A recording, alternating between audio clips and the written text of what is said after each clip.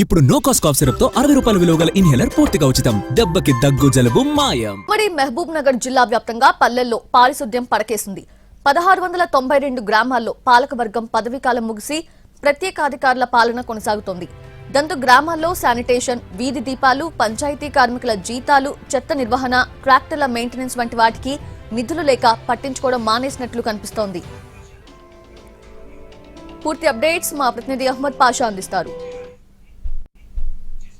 పాలమూరు జిల్లాలోని పల్లెల్లో ప్రత్యేకాధికారుల పాలనలో అభివృద్ధి కుంటుపడింది. జిల్లాలోని 1692 గ్రామ పంచాయతీల్లో గడిచిన 18 నెలలుగా ప్రత్యేకాధికారుల పాలన కొనసాగుతుంది. పాలకవర్గం రద్దవడంతో ప్రస్తుతం గ్రామంలో పారిశుద్ధ్యం పడకేసింది. కనీసం బ్లీచింగ్ పౌడరు, దోమల మందు కొట్టేటువంటి నాదుడు కూడా కరువయ్యారని చెప్పేసి గ్రామస్తులు చెప్తున్నటువంటి సిచ్యువేషన్.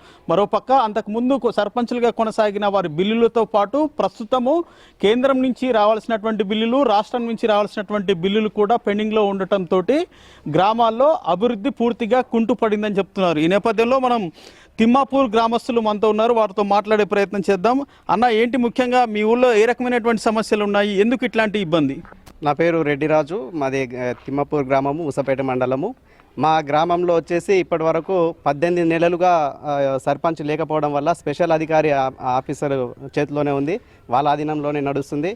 అయితే ఇప్పటి వరకు 18 నెలలు గడిచిన కాలంలో కనీసం పారిశుద్ధ్య కార్మికులకు జీతాలు చెల్లించలేని పరిస్థితిలో ఉండడం వల్ల పారిశుద్ధ్యానికి సంబంధించి చాలా అస్తవ్యస్తంగా ఉంది. శానిటేషన్ కూడా చేసుకోలేని పరిస్థితి, దోమల మందు కూడా కొట్టడానికి పైసలు లేని పరిస్థితిలో ఇప్పుడు గ్రామాలు ఉన్నాయి.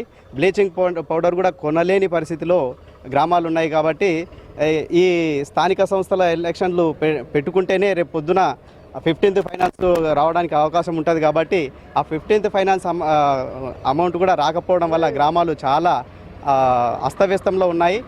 స్థానిక సంస్థల ఎలక్షన్లు కొనసాగించి గ్రామాలను ఆదుకోవాలని కోరుకుంటున్నాము.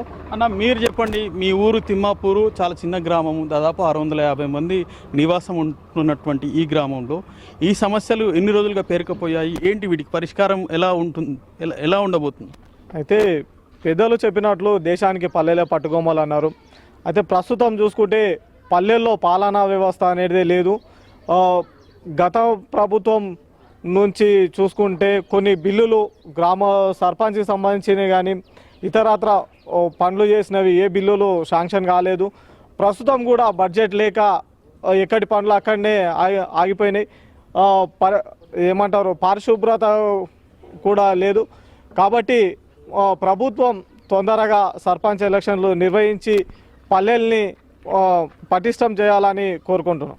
ప్రత్యేక అధికారుల పాలనలో పరిపాలన మాత్రం కుంటుపడ్డది. ఎట్లా అంటే ఈ గ్రామంలో పారిశుద్ధ్యం సేకరించడానికి కూడా, చెత్త సేకరించడానికి ట్రాక్టర్ కూడా డీజిల్ లేక ఒక వారానికి ఒక రోజు కూడా చెత్త సేకరణ బంద్ అయిపోయింది. ఇంకోటి, మొన్న ఎండాకాలంలో ఈ చెట్లు నాటినరు, దాంట్లో నీళ్లు పోయడానికి కూడా ఎండిపోతున్నాయి. ఏంది ఏంటంటే డీజిల్ లేదు, మాతోటి బడ్జెట్ లోటు. గ్రామ పంచాయతీ వ్యవస్థను పూర కుంటుపరిచింది ఈ 18 నెలలు. అధికారులకు పరిపాలన ఇస్తే ఆర్థిక సమస్య ఉన్నప్పుడు అధికారులు వాళ్ళ ఇళ్ళకి వెళ్ళి తెచ్చి పెడతారా? పెట్టరు కదా. పారిశుద్ధ కార్మికులకు తినడానికి తిండి లేక, కూరగాయలకు డబ్బులు లేక మాలాంటి రైతులతోటి అప్పులు తీసుకొని కూడా వాళ్ళ ఇది జీవనోపాధి గడుపుతున్నారు. సో మొత్తం మీద ఉమ్మడి పాలమూరు జిల్లాలో 1692 మేజర్, మైనర్ గ్రామ పంచాయతీలు ఉన్నాయి. వీటన్నిటిలో కూడా ప్రత్యేక అధికారుల పాలన కొనసాగుతుంది. ఈ అధికారుల పాలనలో అభివృద్ధి కుంటుపడింది. కనీసము పారిశుద్ధ్య పనులతో పాటు స్థానికంగా చెట్లకు నీరు పోసేందుకు ట్రాక్టర్ని కూడా వినియోగించలేని పరిస్థితి నెలకొందంటున్నారు. మరోపక్క చెత్త సేకరణ అనేది వారంలో ఒకసారి కూడా చేపట్టడం లేదని చెప్పేసి పలు గ్రామాల ప్రజలు చెప్తున్నటువంటి సిచ్యువేషను. మొత్తం మీద స్థానిక సంస్థల ఎన్నికలు జరిపి సర్పంచ్, పాలకవర్గం కొలిదూరి ఉంటే కేంద్రం నుంచి వచ్చేటువంటి నిధులు వస్తాయి. సో ఈ సమస్య అన్నిటికీ కూడా పరిష్కారం లభిస్తుందని చెప్పేసి గ్రామస్తులు పేర్కొంటున్నారు. ఈరోజు సందీప్తో హైమాద్, NTV, తిమ్మాపూర్.